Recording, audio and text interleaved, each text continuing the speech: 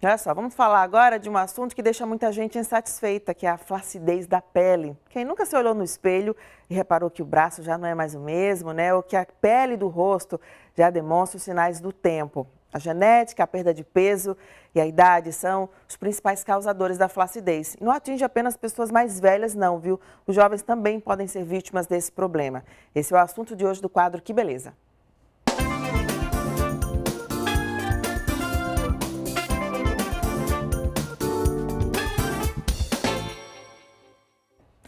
E olha só, a boa notícia é que adotando algumas medidas preventivas é possível melhorar sim o aspecto da pele. Eu estou aqui com o Dr. Marcel Vinícius, que é cirurgião plástico, ele vai dar essas dicas todas pra gente, né, Marcel? Bom dia. Bom dia, muito obrigado pelo convite. A gente que agradece. Então, Marcel, o tempo é cruel com todo mundo, né? Vai sim, a pele vai estar um pouco mais flácida, vai mudar o aspecto geral da pele, do corpo de uma forma geral, não é isso? Sem dúvida. Inclusive, nós que vivemos numa área tropical, né, moramos numa cidade que tem uma exposição solar muito grande, agredimos muito essa pele e degradamos muito o nosso colágeno. E um outro fator, como você bem comentou, é o ganho de peso e a perda de peso e a idade. Com o tempo, nós vamos perdendo um pouco daquela sustentação da pele e temos que lançar a mão de artifícios para melhorar. E o que pode ser feito, assim? Então, hoje nós dispomos de um monte de tecnologia para tratar a flacidez de pele. Né? Quando se fala de flacidez corporal, a gente deve diferenciar o que de fato precisa ser operado, o que precisa ser cirúrgico, e geralmente nas cirurgias acontecem nas grandes perdas de peso ou após a gravidez. E quando a gente vai falar da flacidez facial, quando o paciente ele envelhece, a gente costuma brincar que há um derretimento facial, é isso que os pacientes falam. Aí a gente pode lançar mão de um monte de tecnologia, desde os lasers, ultrassom microfocado. Hoje tem uma tecnologia que tem ganhado muito espaço na nossa área, que é o microagulhamento com radiofrequência, porque é uma tecnologia que permite você tratar a pele em períodos onde você até tem algum grau de exposição solar, você não tem tanto aquela descamação, que o paciente tem um pouco de receio, eu não queria fazer um laser porque descasca. E o microagulhamento com radiofrequência também veio como um adjunto a isso. Fora os procedimentos injetáveis, que a gente pode injetar bioestimuladores do colágeno, os preenchedores, que são um carro-chefe do consultório hoje.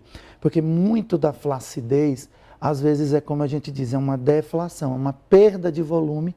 Ao longo do envelhecimento, a gente perde gordura na face, a gente perde volume ósseo e essa face derrete. Então, às vezes, a gente devolver um pouco desse volume, seja com preenchedor, seja com bioestimulador, ou até associar com tecnologia, vai muito bem. E, de uma forma geral, quais são as áreas mais afetadas com relação à flacidez? Você falou em rosto, mas aí tem braço, coxa. Bom. O que as pessoas mais reclamam? Então, os dois segmentos mais afetados são o rosto, principalmente no nosso Brasil, que a gente pega muito sol, e aí entram todas essas tecnologias. E a flacidez corporal, geralmente as pacientes reclamam mais de abdômen e mama. Braço e coxa vai muito mais naqueles pacientes que tiveram ou um ganho de peso e a perda de peso da gestação, ou paciente que fez cirurgia bariátrica. Mas o carro-chefe para nós é rosto, quando a gente fala em exposição solar, envelhecimento e emagrecimento, e mama e abdômen por conta da gestação que todas as mulheres passam. Ô, Dr. Marcel, e a flacidez atinge homens e mulheres de forma diferente? Sem dúvida. Quando a gente vai falar sobre flacidez, a gente deve lembrar que o homem ele tem um ciclo hormonal mais constante. Então, a testosterona mantém o homem com uma pele mais firme por mais tempo. Já a mulher, a gente deve entender que ela faz uma fase de ciclos hormonais que oscilam, né? Todo mês ela tem aquele ciclo, vem a fase menstrual e nessa fase, geralmente a gente costuma dizer que ela tem uma pele mais estável e ao longo do tempo, passou dos 30 anos, 40 anos, esses ciclos hormonais vão diminuindo a taxa hormonal e ela vai surgindo, infelizmente, a flacidez. E é por isso que a mulher se preocupa mais com a flacidez. Não é uma culpa dela e sim faz parte um pouco da sua natureza, do seu ciclo hormonal, do seu ciclo de vida que é diferente do homem. Mas já que é assim, é possível adotar algumas medidas preventivas, por exemplo, a exposição ao sol em exagero pode provocar, né, a antecipação dessa flacidez, por exemplo? Sem dúvida nenhuma, a gente deve se preocupar com a exposição ao sol, a gente deve se preocupar, por exemplo, com o ganho e perda de peso, a qualidade da nutrição. Muitas vezes o que a gente come é nutrição para a nossa pele. E a gente não pode deixar de lembrar que a atividade física também ajuda muito, porque a flacidez, imagine que os tecidos, eles estão todos conectados. Você tem o músculo, no meio você tem a gordura e depois você tem a pele. Muitas vezes, não adianta só você usar todos os cremes, passar todo o protetor solar, se você, por exemplo, no corporal, se você não tem uma musculatura bem desenvolvida para dar suporte para essa estrutura.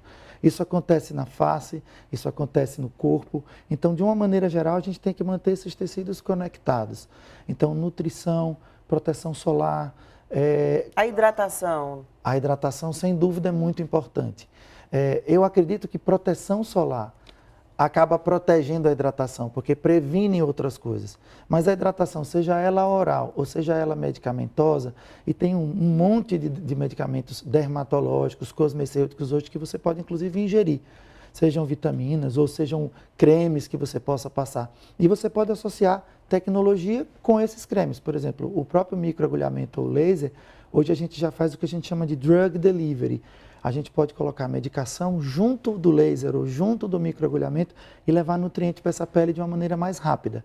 É aquele paciente que a gente brinca, é o paciente que não gosta de creminho. Então, ele é um paciente que ele vai para o consultório, faz um laser ou faz um microagulhamento, associa um ultrassom e entra com os medicamentos cosmecêuticos. Isso tudo vai ajudar a tratar a flacidez. Mas esse tipo de tratamento tem uma resposta mais rápida?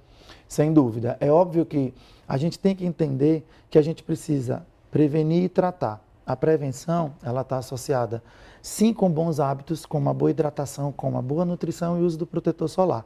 Mas o tratamento, ele está associado também à tecnologia e medicamentos mais avançados. E para isso você precisa de um médico, um cirurgião plástico ou um dermatologista para direcionar esse tratamento. Também para não sair fazendo coisas da internet, que é uma coisa perigosa. Perigosíssima. E a partir de que idade a pessoa já deve estar se preocupando? Ou são hábitos que tem que estar desde a juventude aí? Então, o que a gente sempre recomenda é que se a gente está pensando em prevenção, isso vem desde a juventude. Mas se a gente já está incomodando com o tratamento, isso vai começar a acontecer a partir dos 25, 30 anos, você já vai começar a notar que já é diferente. Das minhas fotos antigas, hoje com tecnologia, com celular, a gente se vê muito. A gente faz muito o TBT, de olhar para as fotos antigas. Então, a partir dos 25 ou 30 anos é normal. Exceto, mais cedo do que isso, só se você tiver feito uma cirurgia bariátrica ou tiver tido uma grande perda ponderal. Quando a gente perde muito peso, não tem idade. Se eu tenho um adulto jovem de 22 anos que perdeu 30, 40 quilos, vai surgir flacidez. Não causada por envelhecimento, mas por emagrecimento. Ô, doutor, e justamente isso, né? Falando em perda de peso exagerada, perda de peso muito rápido, quem fez uma cirurgia bariátrica, por exemplo, quais são os cuidados? Porque a pele ela vai ter uma resposta rápida também com relação à flacidez, né? Então, a gente costuma brincar que para a dermatologia ou para a cirurgia plástica, o cirurgião bariátrico, a cirurgia bariátrica, ela transforma você num desnutrido na pele. Você fica desnutrido. Então, se você vai fazer uma cirurgia bariátrica ou se você vai fazer um tratamento de um grande emagrecimento, a gente recomenda que você procure um dermatologista ou um cirurgião plástico, faça uma adequação nutricional, porque essa flacidez vai vir. E é muito comum e esperado que você precise de cirurgia plástica pós-bariátrica. E com relação à cirurgia bariátrica, tem que adotar também a musculação, né, para ter uma resposta aí do corpo. É muito importante. Hoje nós temos excelentes cirurgiões de gastroenterologia que fazem cirurgia bariátrica e tudo tem que ser feito com base em protocolos. Então, eles vão sim orientar uma nutrição, vão orientar uma atividade física, porque é como a gente comentou, nós precisamos dar suporte para essa pele. Porque com essa atividade física, você também vai diminuir os efeitos da flacidez.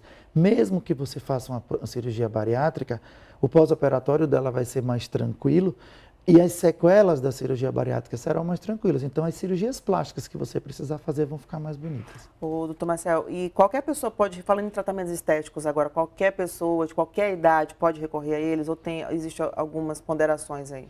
É importante saber se o paciente tem problemas de saúde, é importante saber se o paciente está sobre suspeita de uma gravidez, é importante saber se ele tem alguma doença reumatológica. A gente viu o doutor Denison falando no último quadro, né? As doenças como lúpus, as doenças autoimunes, as leucemias, o paciente que está em tratamento de quimioterapia, esse não é o momento de fazer tratamento estético para flacidez. É óbvio que se você passa no consultório com um bom cirurgião plástico, ele vai te avaliar, vai pedir exames se forem necessários, se passar com um bom dermatologista, a regra vai ser a mesma. Se você tem uma saúde estável, você pode fazer, a grande maioria dos pacientes pode fazer desde os 18 anos ou até antes disso, se for necessário. Então tá bom, obrigada ainda, doutor Marcelo, pelos esclarecimentos, todo mundo aí se prevenindo, né, para evitar a antecipação desses problemas ou recorrer aí a tratamentos estéticos que estão disponíveis aí no mercado. É isso aí, é um processo de beautificação, de se embelezar. E prevenir é muito importante, principalmente numa área tão tropical e tão exposta quanto a nossa. Tá bom, obrigada, viu? Eu Boa que semana. agradeço.